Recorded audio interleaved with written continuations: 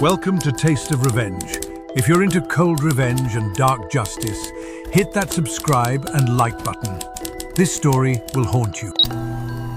They called me a traitor. They said I sold company secrets for a quick buck. But I was the one who found their dirty truth. Billions stolen from innocent users. Now I'm in this cell wearing orange while they're out there sipping champagne. My name is Alex Carter. 2 years ago, I was a cybersecurity expert with a corner office. Today, I'm a convict with a plan. And when I get out, they'll wish they'd never crossed me. The iron bars clang shut behind me as I step into the gray light of freedom. 2 years. 2 years of cold concrete, stale bread, and the weight of betrayal pressing on my chest. The air outside smells like rain and diesel, a stark contrast to the stale prison stench I've grown used to. My hands tremble, not from fear, but from the fire burning inside me. Marcus Hale did this.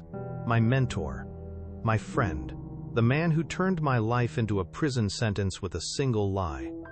I adjust the worn jacket someone donated to me at the gate. No wallet, no phone, just a bus ticket and a crumpled note with an address. Jamie's address. My best friend, the one person I thought I could trust. But as I board the bus, a nagging doubt creeps in. The last time I saw him, he wouldn't meet my eyes. Was he part of it too? The city rushes past the smeared window, towering glass buildings, neon signs, and the hum of a world that moved on without me. Marcus's company, Helix Tech, dominates the skyline now, its logo glowing like a beacon of his success. My success, stolen and twisted into his empire. I clench my fists. The plan is simple: gather evidence, expose the truth, and watch him fall. But first, I need to see Jamie. I need to know where his loyalty lies. The bus jolts to a stop. I step off, the address in hand, and head toward a sleek apartment building. My heart pounds as I press the buzzer. A crackle, then his voice. Yeah? Jamie, it's me, Alex. Silence. Then the door buzzes open.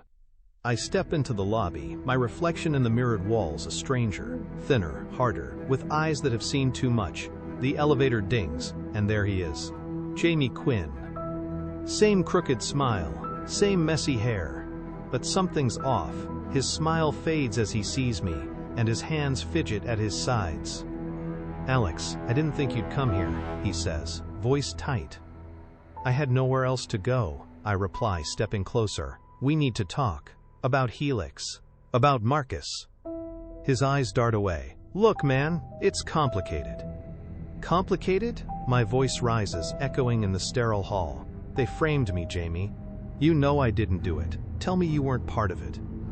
He freezes, and in that moment, I see it. The guilt, the secret he's been carrying. My stomach drops. Not just Marcus, Jamie too. Alex, He stops, running a hand through his hair. I didn't have a choice. They had me cornered. Marcus said if I didn't back his story, they'd ruin me too. Ruin you? I step closer, my voice low and dangerous. They took 2 years of my life, Jamie. 2 years I'll never get back, and you helped them. I'm sorry, he whispers, but the word feels hollow. I thought you'd understand. I was trying to protect us both. Protect us? I laugh, a bitter sound that bounces off the walls. You sold me out. You stood by while they planted evidence, while they locked me away. How do I even know you're not still working for him? He doesn't answer, and that silence tells me everything. I turn away, my mind racing. I can't trust him, not anymore. But I need him, or at least his access. Helix Tech servers are locked tight, and Jamie's still got his old credentials. If I can get in, I can find the proof I need. Listen, I say, turning back. I don't care about your excuses, but if you want any chance of fixing this, you'll help me. I need into the system. The old backdoor we built, does it still work? Jamie hesitates, then nods slowly. Yeah, it's still there, but Marcus upgraded the security. We'd need to be careful. Good, I say, my voice steady now. Then, we start tonight. Get your laptop. We're doing this together, or you're on your own when this blows up. We move to his apartment, a cluttered space with tech gear scattered everywhere. The hum of his computer fills the room as he logs in, his fingers shaky on the keys. I watch over his shoulder, my heart pounding. The screen flickers, and there it is, the Helix Tech login page. He types in his credentials, and the back door opens. A rush of adrenaline hits me. We're in. But the files are encrypted, layers upon layers of security. I lean in, my old skills kicking in as I start navigating. Hours pass, the clock ticking toward midnight. Then I find it, a folder labeled Project Shadow. My breath catches. This is it. The proof of their data theft. The evidence that could bring Marcus down. But as I try to open it, an alert pops up. Unauthorized access detected. "Jamie, get out!" I shout, but it's too late. The screen goes black and a voice crackles through the speakers. Marcus's voice. "Alex Carter, I knew you'd try this. You should have stayed in your cell." The line cuts out and the room falls silent. Jamie stares at me, pale. He knows, we're done. "No," I say, my jaw tight. "We're just getting started." I grab Jamie's laptop and start wiping our tracks, my fingers flying over the keys. But deep down, I know Marcus won't let this go. He'll come for us, and next time, it won't be a frame job. It'll be real. I glance at Jamie, who's slumped in his chair, and feel a flicker of pity. He's in this now, whether he likes it or not. We need a plan B. I remember a contact from prison, a hacker named Reza, who owed me a favor. If I can reach him, he might help us crack the encryption. But first, we have to move. Marcus's security team could be on their way. "Pack a bag," I tell Jamie. "We're not staying here." We slip out into the night, the city's lights blurring as we weave through alleys. My mind races with possibilities. Reza's last known spot was a rundown warehouse district. If he's still there, we might have a chance. The rain starts to fall, soaking through my jacket, but I don't care. The cold keeps me sharp. We reach the warehouse, a rusted building with broken windows. I knock on the door. 3 short, 2 long. A pause, then it creaks open. Reza stands there, lean and wiry, with a scar across his cheek. "Carter," he says, a grin spreading. "Heard you were out. What do you need?" "Help," I say, stepping inside. "Helix Tech. They've got encrypted files, and Marcus is onto us."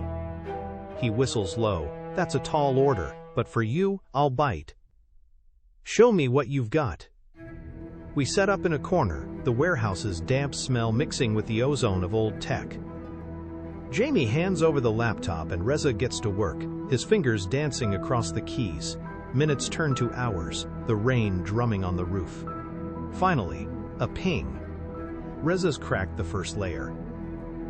"This is big," he mutters, scrolling through the files. Bank records, user data, offshore accounts. Marcus is dirty as hell. But as we dig deeper, another alert flashes. "Intruder trace initiated," Reza curses. "They're locking us out and tracking us. We've got minutes." "Download what you can," I say, my voice urgent. Jamie fumbles with a USB drive, and Reza transfers the files. The progress bar crawls, each second stretching into eternity. Then the screen freezes. "Connection lost," it reads. "Did we get it?" Jamie asks, his voice shaking. "Enough," Reza says, pulling the drive. "But they know where we are. You need to run." We grab our gear and bolt, the warehouse door slamming behind us. Sirens wail in the distance, growing louder. My chest tightens. Marcus isn't playing games anymore. We duck into an alley, the rain masking our footsteps. I clutch the USB drive, its weight a promise. This is my shot. But the cost is climbing, and I'm not sure who'll be left standing when it's over. The sirens fade as we lose ourselves in the city's underbelly. I find an abandoned building, its windows boarded up, and we collapse inside. Jamie's breathing hard, his face pale. "Alex, this is insane. We could die." "Maybe," I say, meeting his eyes, "but if we don't stop him, millions will keep suffering. You chose this when you helped him frame me." He looks away, guilt etched into his features. I turned to the USB, plugging it into a spare device Reza gave me. The files load, revealing a web of corruption. Helix Tech siphoning data, bribing officials, laundering money. My hands shake as I scroll. This is bigger than I thought. Marcus isn't just a thief, he's a puppet master. I need to get this to Lila Torres, the journalist I met years ago. She's my last hope. But contacting her means exposing myself again. I pull out an old burner phone, its battery nearly dead, and dial her number. It rings once, twice, then she picks up. Torres. Lila, it's Alex Carter. I've got proof on Helix Tech. Can you meet? A pause. Alex, you're out? Where? Safe house, downtown, near the old train yard. Tomorrow, noon. I'll be there, but if this is a trap... It's not, I cut in. Just come. We hang up, and I lean back against the wall, exhaustion hitting me. Jamie's asleep, his breathing uneven. I watch him, wondering if I can still trust him. The USB sits beside me, a ticking bomb. Tomorrow could be my redemption, or my end. The rain outside slows, and for a moment, the silence feels heavy with possibility. Marcus thinks he's won. He's wrong. The morning light creeps through the cracked boards of the abandoned building, casting jagged shadows across the floor. I wake with a start, the USB drive still clutched in my hand, its edges digging into my palm. My body aches from the hard concrete, but the adrenaline keeps me going. Jamie stirs nearby, his face gaunt in the dim light. He looks like he hasn't slept, and I don't blame him. Last night's escape still echoes in my mind. The sirens, the rain, Reza's warning. We're in deep, and there's no turning back. I check the burner phone. 9:47 a.m., 3 hours until the meet with Lila. My stomach growls, but food can wait. I need a plan. Marcus knows we're onto him, and his security team won't stop until they find us. I glance at Jamie, who's rubbing his eyes. You still with me? I ask, my voice rough. He nods, but it's hesitant. Yeah, but Alex, if we give this to Lila, Marcus will come after us harder. We could end up dead. Then we make sure he goes down first, I say, my tone firm. This USB has enough to bury him. We just need to get it to her safely. We spend the next hour cleaning up, wiping down surfaces to leave no trace. I find an old map in a corner, its edges frayed, and mark the train yard. It's a maze of rusted tracks and derelict cars. Perfect for a discreet meeting, but also a potential trap. I tell Jamie to scout the perimeter while I prep the files. He leaves without a word, and I'm alone with my thoughts. The weight of the past 2 years presses down. Every night in that cell, every lie Marcus fed the world about me. This is my chance to set it right. The files on the USB are a goldmine. Bank transfers to offshore accounts, emails between Marcus and corrupt officials, recordings of him bragging about harvesting user data. One audio file catches my eye, labeled Board Meeting 2023. I plug in earbuds and hit play. Marcus's voice fills my ears, smooth and confident. The public doesn't care about privacy. They'll pay for convenience, and will take their data while they're distracted. Alex was a liability, but he's gone now. Jamie's on board, weak but useful. My blood runs cold. Jamie's betrayal wasn't just a moment of weakness. He's been Marcus's pawn for years. I eject the earbuds, my hands shaking with rage. When Jamie returns, I don't confront him, not yet. All clear? I ask instead. Yeah, he says, avoiding my gaze. A few homeless guys, but no suits. We should be good for now. Let's move, I say, pocketing the USB and the phone. We slip out, keeping to the shadows. The train yard is a half-mile away, and every step feels like a countdown.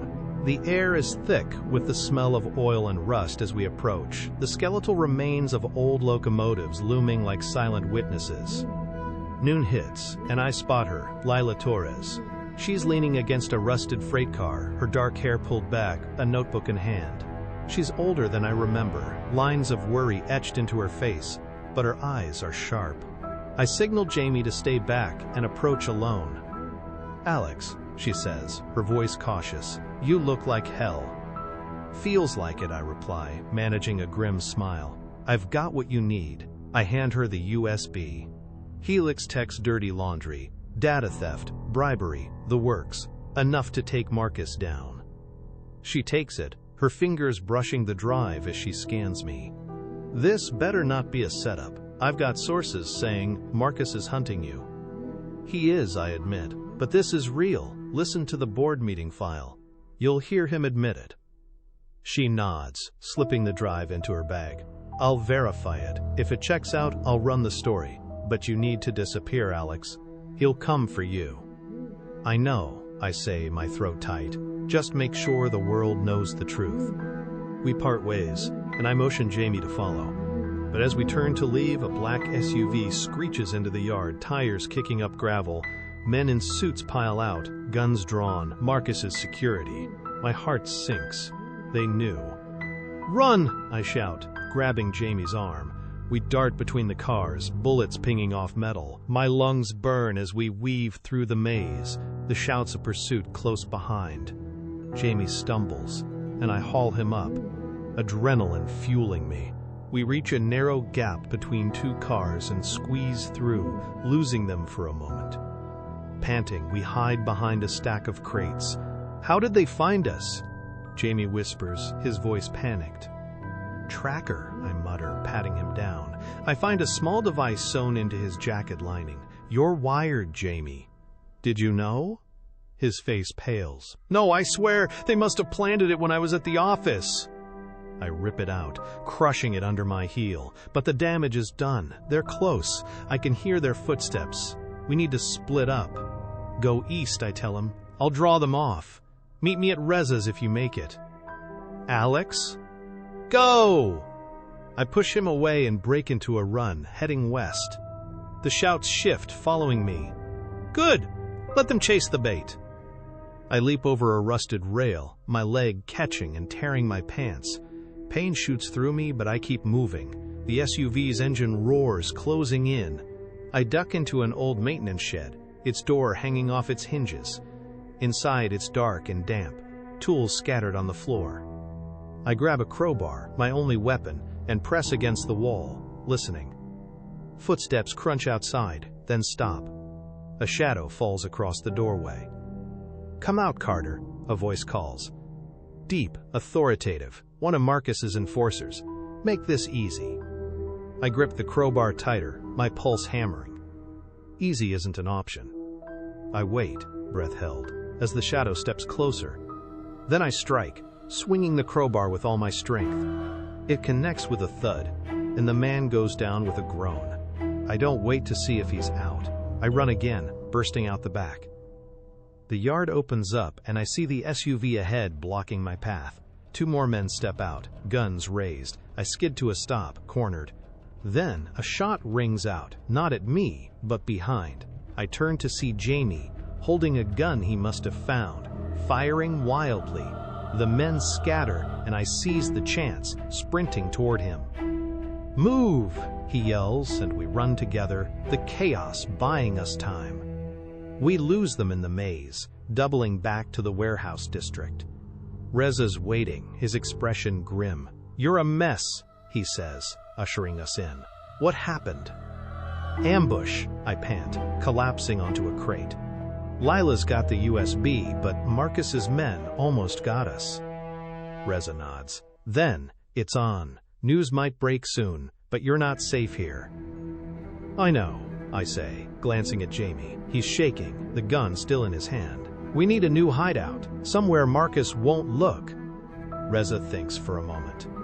Old subway tunnels, abandoned since the 90s. I can get you in. Do it, I say. We follow him out, the city above us buzzing with life, unaware of the storm brewing. The tunnels are cold and echoing, but they're ours for now. I sit against the damp wall, replaying the day. Lila has the proof. Marcus will fall.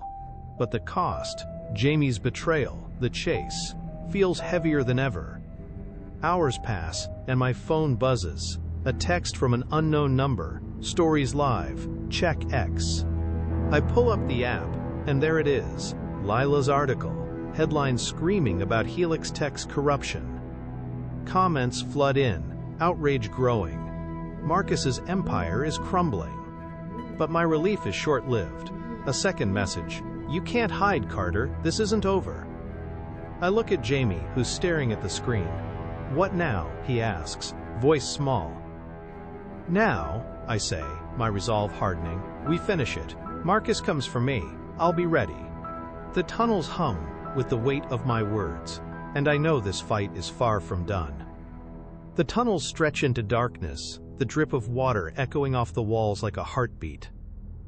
It's past midnight now, the city above quiet except for the occasional rumble of a passing truck. My eyes adjust to the gloom, the faint glow of Jamie's phone screen, the only light as he scrolls through the X feed. Lila's article has gone viral.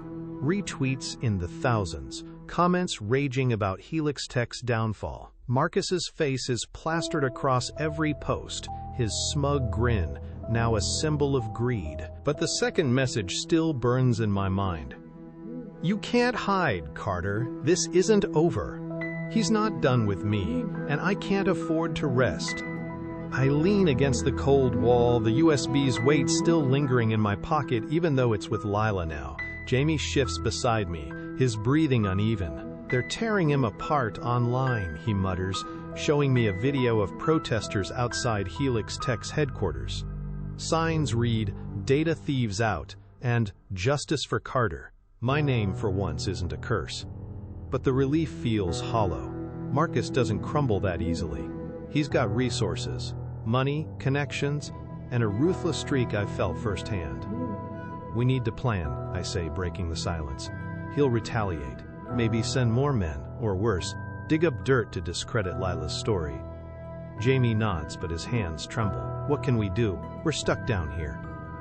Reza, I reply. He's our edge. If anyone can help us stay ahead, it's him.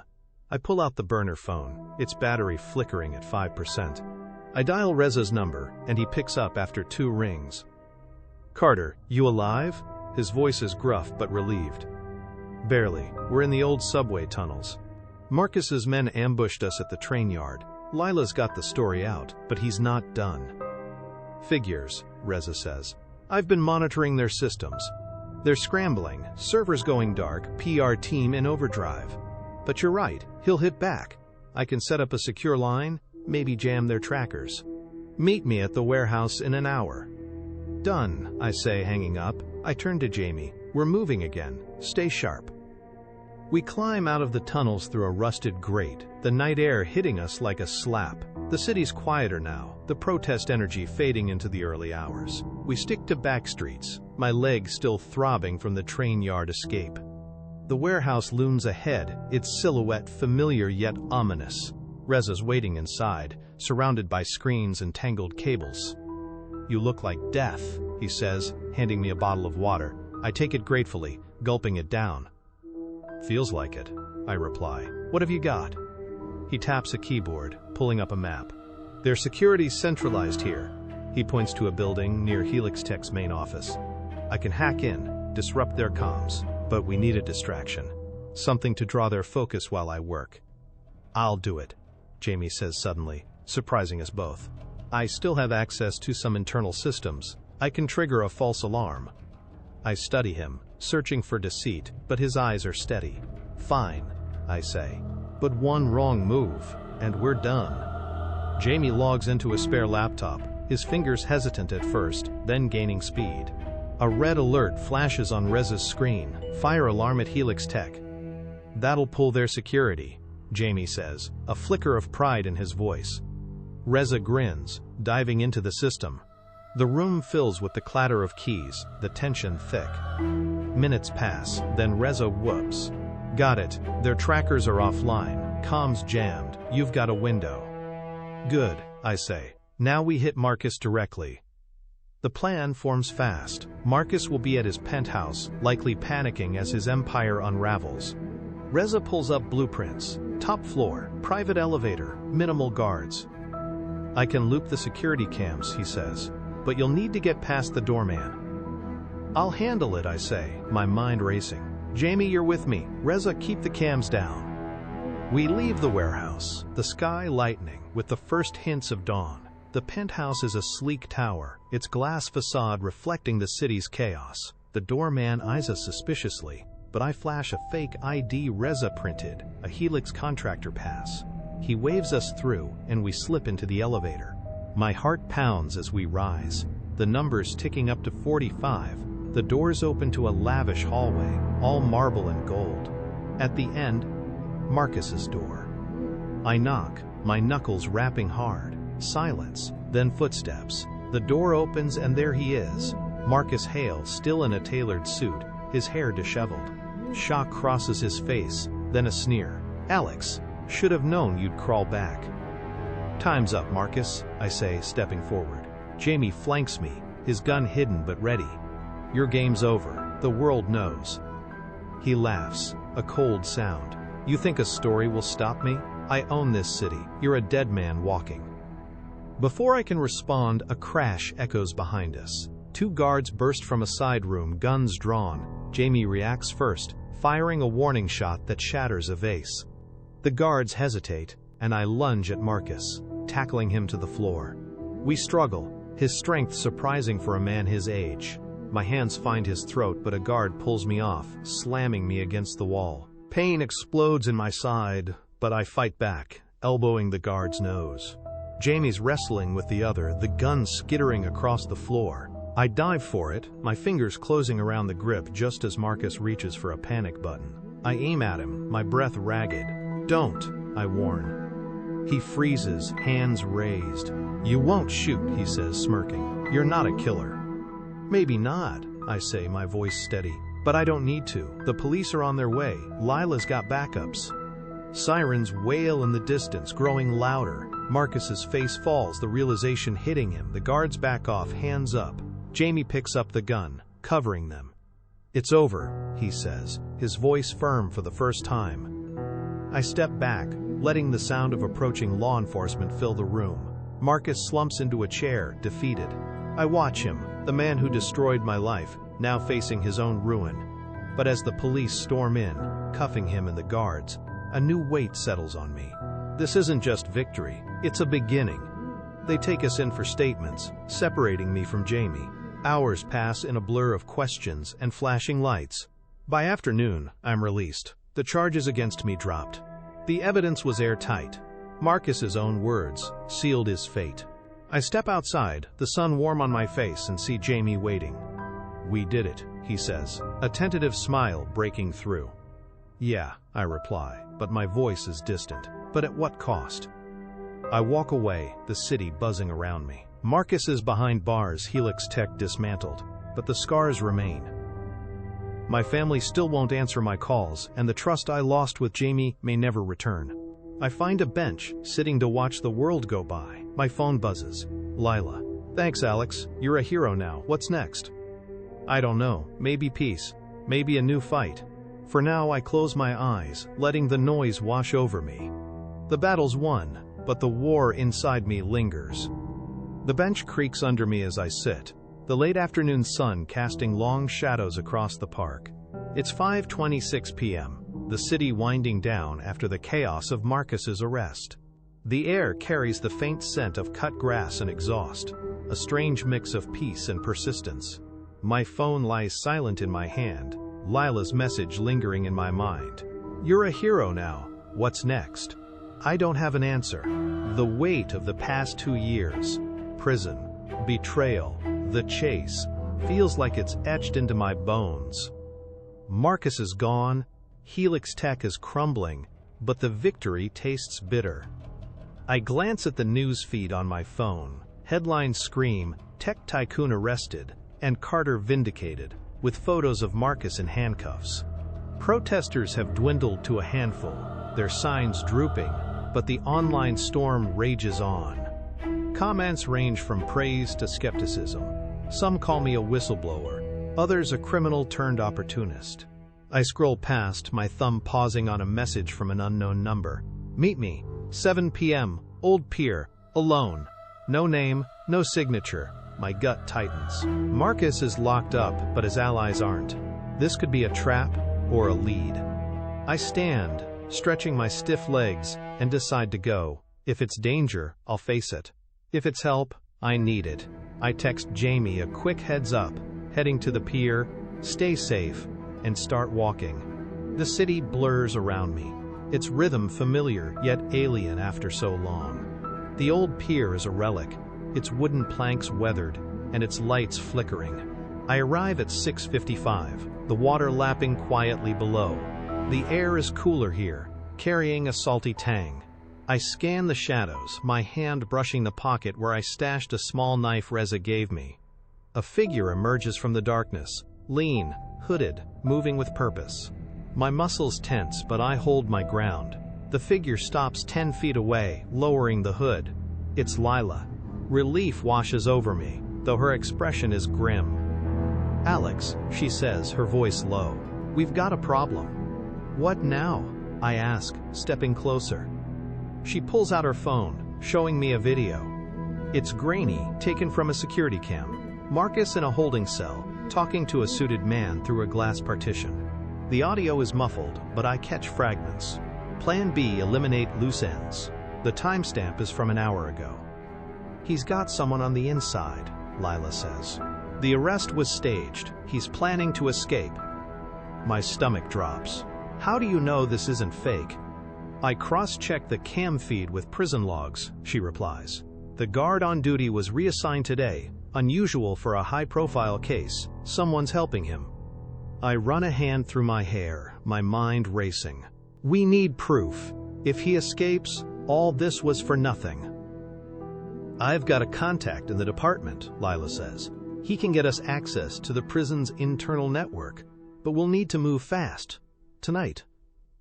"Then let's do it," I say, my resolve hardening. "Where do we start?" We head to her car, a beat-up sedan parked nearby. She drives while briefing me. Her contact, Officer Patel, owes her a favor from an old expose. The prison is 30 minutes out, a squat building surrounded by barbed wire. We pull into a side lot at 7:15, and Patel meets us, a wiry man with nervous eyes. "This is risky," he whispers, handing Lila a tablet. "I've got 10 minutes before they notice the breach. Work fast." Lila logs in, and I lean over her shoulder as she navigates the network. Files flash by, schedules, visitor logs, security protocols. Then she finds it. A transfer order for Marcus, scheduled for 2 a.m., signed by an unknown deputy warden. "He's being moved," she says, "probably to a private facility where he can disappear." I clench my fists. "We can't let that happen. Can we stop it?" Patel shakes his head. "Not legally, but I can delay it. Fake a system glitch. Gives you an hour, maybe 2. "Do it," I say. He nods, tapping away on the tablet. Alarms won't sound, but the transfer will stall. It's our window. Lila turns to me. "We need to get inside. Confront him before he's gone." "Insane," I mutter, but I'm already calculating. I know the layout from my time there. There's a service entrance, weak security. We can use it. We ditch the car a block away, slipping through the shadows. The service door is rusted but unlocked, just as I remembered. Inside, the air is stale, the hum of fluorescent lights buzzing overhead. We move quietly, avoiding the main corridors. My old cell block feels like a ghost town, its emptiness chilling. We reach the holding area, and there he is. Marcus, pacing in a cell, his suit rumpled but his posture defiant. He spots us, his eyes narrowing. "Carter and Torres, should have known you'd try this." "Game's up, Marcus," I say, gripping the bars. "We know about the transfer. Your plan's falling apart." He smirks. "You think you've won? I've got friends you can't touch. You'll be back in here, or dead, before dawn." Lila records him, her phone steady. "Keep talking," she says. "This is going live." His smirk fades, but before he can respond, a shout echoes down the hall. "Guards!" Patel's glitch must have triggered a check. "Run!" I yell, grabbing Lila's arm. We bolt, the sound of boots pounding behind us. The service door is close, but a guard rounds the corner, blocking our path. I shove Lila aside and charge, tackling him. We hit the ground hard, his radio crackling as I wrestle the baton from his hand. A sharp pain lances through my shoulder, but I knock him out with a blow to the head. Lila pulls me up, and we stumble outside, The cool night air a shock. Sirens wail in the distance, closing in. We run to the car, diving in as headlights sweep the lot. Lila floors it, the engine roaring as we peel away. My shoulder throbs, blood seeping through my shirt, but I'm alive. "Did you get it?" I ask, panting. She nods, holding up the phone. "Enough. His confession, the transfer order. It's all there." We drive in silence, the prison fading behind us. By 9 p.m., Lila uploads the video to X, tagging every news outlet she knows. The replies flood in within minutes, outrage reigniting. Marcus's escape plan is exposed, his allies scrambling. I lean back, the adrenaline fading, leaving exhaustion in its wake. "You did it, Alex," Lila says, glancing at me. "He's finished." "Maybe," I reply, my voice tired. "But someone else will take his place. This fight never ends." We reach the city, and she drops me near the park. I watch her drive off, then sit on the same bench, the night settling around me. My phone buzzes. "Jamie." "Saw the video, you okay?" "Yeah," I text back. "You?" "Safe. What now?" I don't answer. The city lights blur, and I close my eyes, the weight of survival pressing down. Marcus is done, but the shadows he cast linger. For now, I rest, knowing the next battle waits. The bench feels colder now, the night deepening as the clock ticks past 10 p.m. on July 17, 2025. The city hums around me, its lights a constellation of chaos and hope. My shoulder throbs where the guard's baton struck, a dull ache that matches the weariness in my bones. Lila's video has exploded online. Over 1 million views, comments calling for justice, and Marcus's name trending with a red "arrested" tag. But the unknown looms large. His friends, she mentioned, the ones he claimed I can't touch, they're out there, and I'm still a target.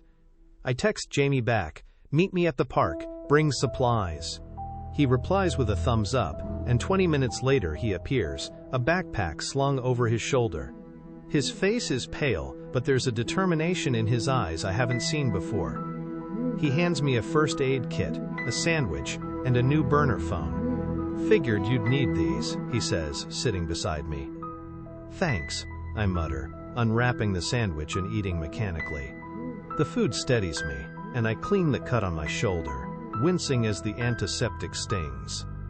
"We're not safe yet," I say, taping a bandage in place. "Marcus's allies will come for us." Jamie nods. "I've been thinking. There's a safe house, old hacker den from my Helix days. Off the grid, no cameras, we could lay low." "Lead the way," I say, standing. We move quickly, sticking to alleys and avoiding main streets. The safe house is a squat building in the industrial district, its windows blacked out. Inside, it's a tech haven. Computers, generators, a cot in the corner. I lock the door behind us, the click a small comfort. We settle in, and I power up the new phone. A message waits. "Carter, it's Betrayal. Marcus's transfer was canceled. Internal investigation started. You're clear. For now." Relief hits me, but it's tempered by caution. For now isn't enough. I turn to Jamie. "We need to dig deeper." "Who's backing Marcus?" He pulls up a laptop, his fingers flying. "I can access old Helix backups. Might find something." Hours pass, the screens glow our only light. Then he stops, pointing at a file. "Look at this. Emails to a Mr. V. Payments, coded threats. This guy's high up." "Mr. V," I repeat, my mind racing. "Government? Corporate?" "Could be both," Jamie says. "These transactions are encrypted, but Reza might crack them." I nod, texting Reza the details. He replies, "On it. Meet tomorrow, 10 a.m., warehouse." We crash on the cot, taking turns sleeping. By morning, my shoulders stiff but manageable. We reach the warehouse at 9:50. Reza, already at work. "Got your message," he says, gesturing to a screen. "This Mr. V is tricky. Offshore IP, layered proxies. But I traced a partial signature, linked to a shell company, Vantage Holdings, big player in defense contracts." "Defense?" I ask, frowning. "Why would they care about Helix?" "Data," Reza says. "Helix was feeding them user intel, profiles for surveillance. Marcus was a middleman. My stomach churns. This is bigger than I thought. Government-backed corruption. We need hard proof, I say. Can you get into Vantage's systems? Riza hesitates. Possible, but risky. I'd need physical access, a USB with a rootkit, planted at their office. I'll do it, I say, my voice steady. Jamie starts to protest, but I cut him off. You stay here, Monitor Reza. I work better alone. Reza hands me the USB, a sleek device with a blinking light. Plug it in near their server room. 5 minutes, then get out. I nod, pocketing it. Vantage Holdings' office is downtown, a glass tower gleaming in the midday sun. I dress in a stolen janitor uniform, blending in as staff change shifts. The lobby is busy, and I flash a fake ID, muttering about maintenance. The guard waves me through. I find the server room on the 12th floor, a locked door with a keypad. My old skills kick in. I bypass it with a paperclip and a memorized code sequence. Inside, the hum of machines fills the air. I spot the main server, plugging in the USB. The light blinks green. Data streaming. 3 minutes pass, then 4. Sweat beads on my forehead. A security guard's voice crackles over a radio outside. I yank the USB, the transfer at 98%, and slip out, heart pounding. The elevator ride down is tense, but I make it to the street, blending into the crowd. Back at the warehouse, Riza cheers. Got it! Vantage's files, contracts, surveillance logs, Marcus's payments. This ties them all together. He uploads the data to a secure cloud, sending Lila a link. She'll run it tonight, he says. By 6 p.m., Lila's news story drops. Vantage Holdings exposed. Marcus's role confirmed. Government ties under scrutiny. The internet erupts, calls for investigations flooding in. I watch from the safe house, a strange calm settling over me. Jamie sits beside me, silent. You think it's over? He asks. Not yet, I say, but it's close. A knock at the door jolts us. I grab a knife, peering through a slit. It's Lila, her face tense. Alex, we've got trouble. Vantage is pulling strings. Feds are coming for you. They're calling you a national security threat. My blood runs cold. Why me? Loose end, she says. They want to bury this. You need to run, now. I look at Jamie, then Reza, who's already packing gear. Where? I ask. Canada, Lila says. I've got a contact who can smuggle you. Leave tonight. We gear up, the safe house emptying fast. The city feels like a cage now, its lights a trap. We reach a dock by 9 p.m., a small boat waiting. Lila hugs me. You did good, Alex. Stay safe. I nod, boarding with Jamie and Reza. The engine hums, and we pull away. The skyline shrinking. Sirens fade behind us, but the future's uncertain. I grip the rail, the water, dark and endless. This isn't the end I imagined, but it's mine. The boat cuts through the dark water, its engine a low growl against the lapping waves. It's 9:30 p.m. on July 17, 2025, and the city's lights are fading into a distant glow behind us. The air is crisp, carrying the scent of salt and freedom, but my chest tightens with every mile. Jamie sits near the bow, staring at the horizon, while Riza tinkers with the radio, trying to pick up news. Lila's contact, a grizzled man named Tom, steers with a steady hand, his silence more reassuring than words. I grip the rail, the USB's memory burned into my mind. Vantage Holdings, Marcus, the government ties. We've exposed it all, but the cost is a life on the run. Tom breaks the quiet. Border's 2 hours out.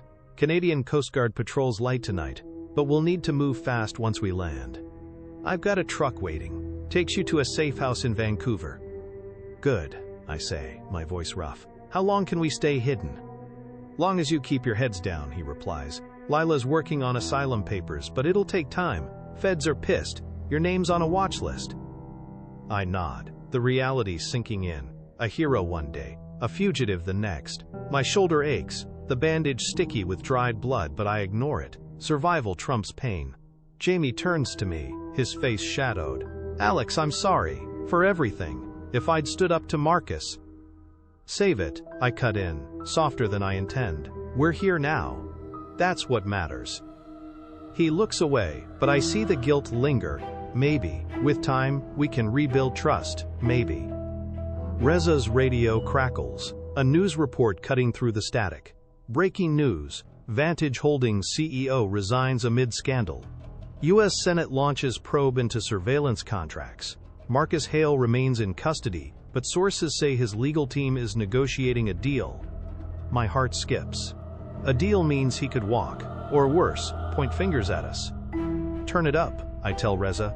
The anchor continues. Unnamed whistleblower credited with the leak remains at large, with authorities labeling them a person of interest. "Person of interest," I mutter.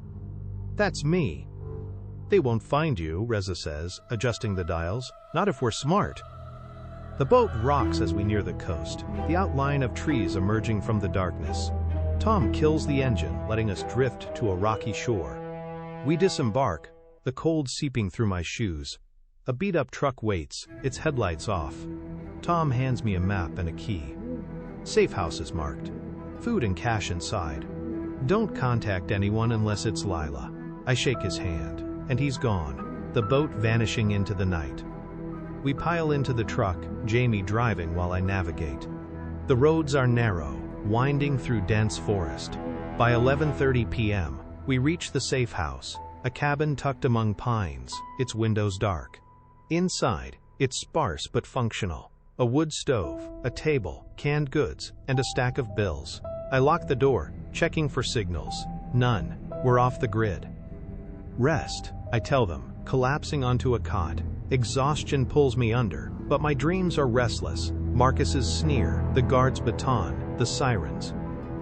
Morning comes with a gray light filtering through the trees. It's July 18th, 2025, 6:47 a.m., and the cabin is silent, except for Jamie's soft snores. I check the phone Lila gave me, a prepaid device with one number programmed. A message waits. "Papers in progress. Stay put. Feds raided Vantage. Chaos. MH still detained. MH, Marcus Hale. Detained, not convicted."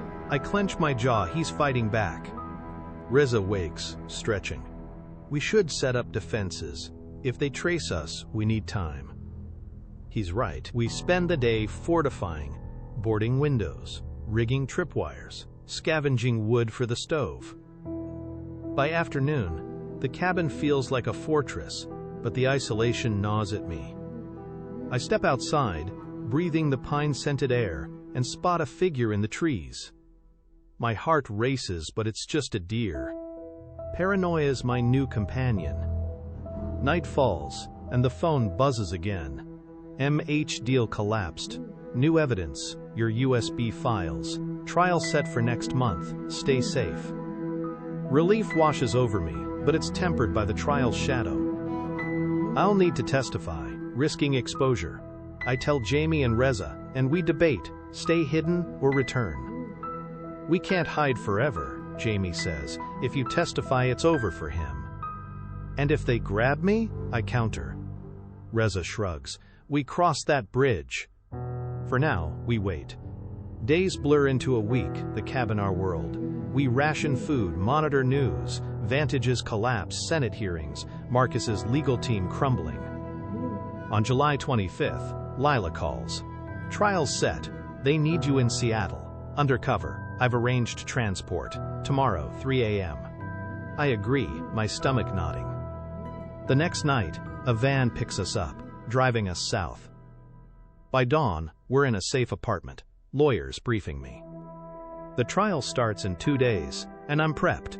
Disguised, voice altered, identity masked.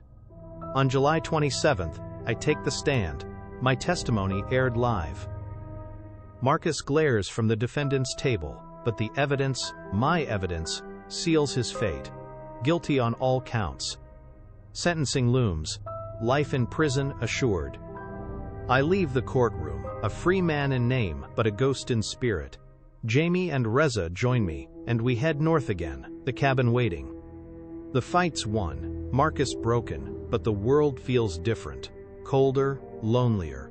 I sit by the stove, the fire crackling, and wonder what's next. Maybe peace. Maybe a new fight. For now, I let the silence hold me. The fire crackles in the cabin's wood stove, its warmth a faint shield against the chill seeping through the walls. It's 6:15 p.m. on July 25, 2025, and the pine forest outside is cloaked in dusk. I sit by the stove, the trial's weight still heavy on my shoulders. Marcus Hale's guilty verdict echoes in my mind, his life sentence, a victory I should savor. But the silence feels wrong, like the calm before a storm. Jamie's outside chopping wood, the rhythmic thunk of the axe a steady beat. Reza's at the table, hunched over a laptop, tracking news feeds. The phone Lila gave me buzzes. Another update. Feds closing Vantage case. MH appeal denied. Stay low. I exhale, but the tension doesn't leave. I step outside, the cool air biting my face. Jamie pauses, wiping sweat from his brow. You okay? He asks, his voice cautious. Yeah, I lie, kicking at a pine cone. Just thinking, this isn't over. He sets the axe down, frowning. Marcus is done, what else is there? His allies, I say. Vantage wasn't the top. Someone bigger pulled the strings. I felt it in the courtroom, eyes on me, not just his. Jamie nods slowly, glancing at the trees. Maybe. But we're safe here. Let's focus on that. I want to believe him, but my gut says otherwise. We head back inside, and Reza looks up, his expression grim. Got something, he says, turning the screen. Deep web chatter, codename Spectre. They're pissed about Vantage, mentioning a fixer coming for the leak. That's you, Alex. My blood runs cold. A fixer? What kind? Pro, Reza replies. Ex-military. Hired to clean up. Last hit was a whistleblower in D.C. Disappeared last month. I clench my fists. How do we find them before they find us? Track the chatter, Reza says. I can set a honeypot, fake signal to draw them out, but we'd need bait. I'll do it, I say, my voice steady. Jamie protests, but I raise a hand. If they're coming, I'd rather face them than wait. We spend the night prepping. Reza rigs a transmitter, broadcasting a weak signal from the cabin's edge, mimicking my phone's signature. They'll think you're here, he says. I'll monitor from a mile out. Jamie, you stay with the gear. I nod, grabbing a knife and a flashlight. At 2 a.m. I take position near the signal, the forest silent except for rustling leaves. My breath fogs in the cold, every snap of a twig making me tense. Hours pass, the sky lightening to a pale gray. Then I hear it. Footsteps, deliberate and quiet. A shadow moves between the trees, tall and broad, carrying a silenced rifle. My pulse races, but I stay still, hidden behind a pine. The figure stops, scanning the area, then advances toward the signal. I creep closer, knife ready. As they kneel to check the transmitter, I strike, tackling them from behind. We hit the ground, the rifle skidding away. They're strong, twisting to throw me off, but I slam the knife hilt into their temple. They slump, unconscious. I drag them to the cabin, tying them to a chair. It's a woman, mid-30s, scarred cheek, cold eyes even in sleep.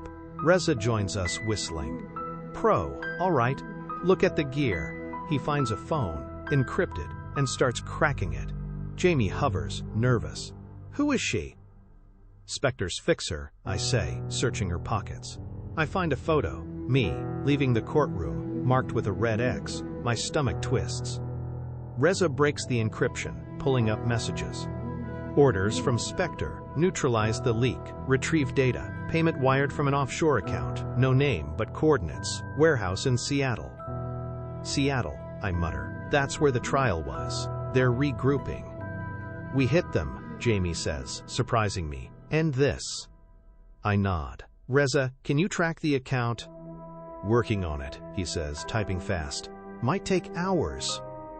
We wait, the fixer stirring but silent. By noon, Reza grins. Got it. Account ties to a shell. Echelon Group, defense contractor, bigger than Vantage. Seattle warehouse is their hub. I clench my jaw. Another layer. We prep. Reza with hacking tools. Jamie with the fixer's rifle. Me with the knife. At 3 p.m., we leave, driving the truck toward Seattle. The warehouse looms by dusk, a gray block with guarded gates. We park a block away, planning. Reza, jam their comms, I say. Jamie, cover me, I'll go in. Reza nods, setting up a jammer. Jamie takes position, rifle ready. I slip through a side fence, the knife cold in my hand. Inside, it's a maze of crates and servers, the hum of machines masking my steps. I find an office, its door ajar. Inside, a man in a suit, older, gray-haired, talks on a phone. Spectre, the fixer failed, send backup, Carter's a problem. I step in, knife to his throat. Call off your dogs, I growl. He freezes, dropping the phone. You're dead, he hisses. Echelon won't stop. Then I'll take you all down, I say, forcing him to a computer. Log in, show me the network. He complies, trembling. Reza's voice crackles in my earpiece. I'm in, downloading now. Files stream. Contracts, surveillance plans, names. A video plays. Spectre, a shadowy figure, ordering my elimination. The man panics, lunging for a gun. I dodge, slashing his arm. He falls, clutching the wound, and I grab the drive Reza sent. Got it, I say, running out. Jamie covers my escape, shots ringing as guards respond. We reach the truck, peeling away as sirens wail. Back at the cabin, Reza analyzes the data. Echelon's a front for a black ops group. Spectre's their handler, ex-CIA. This goes high up. So we expose it, I say. Lila can run it. I send her the files, and by midnight her story hits. Echelon unmasked, Spectre hunted. The internet erupts, government denials crumbling. Jamie slumps, exhausted. Is it over now? Maybe, I say, watching the fire, but I'll keep fighting. For the ones they hurt. The cabin grows quiet. The fight not ended, but paused. My journey's far from done. The cabin's fire has dwindled to embers, casting a faint glow across the room as the clock ticks toward 1 a.m. on July 18, 2025. The air is thick with the scent of pine and tension, the weight of Lila's latest expose hanging over us. Echelon Group's unmasking has sent shockwaves. Headlines flash across Reza's laptop screen. Black Ops scandal rocks DC, and Spectre hunt intensifies. My name's buried in the noise, a ghost credited but not named, yet the danger feels closer than ever. Jamie sleeps fitfully on the cot, his breathing uneven, while Reza sips cold coffee, eyes glued to encrypted channels. The fixer, still tied and silent, watches us with a predator's gaze. I step outside, the night cold against my skin, and check the tripwires. Intact, no intruders yet. The forest is still, but my instincts scream trouble. Back inside, Reza looks up. Chatter spiking, Spectres mobilizing, new fixers, multiple teams. They're not letting this die. How long do we have? I ask, my voice low. Hours, maybe, he says. They've got our general area from the warehouse breach. We need to move or fight. Fight, I decide. Running just delays it. We use the cabin. Make a stand. Jamie stirs, waking at my words. You sure? He asks, rubbing his eyes. Yeah, I say. We've got the terrain, the gear. Let's turn this into their trap. We spend the next hour fortifying. Reza rigs explosives from scavenged materials, small charges to funnel attackers into kill zones. Jamie sets up the rifle with a makeshift perch, his hand steadier now. I take the fixer's silenced pistol, testing its weight. Who sent you? I ask her, pressing the barrel to her temple. She smirks, blood trickling from her lip. You'll see soon enough. I gag her, frustration boiling. Her phone buzzes. Reza checks it, nodding. Cords incoming. They're close.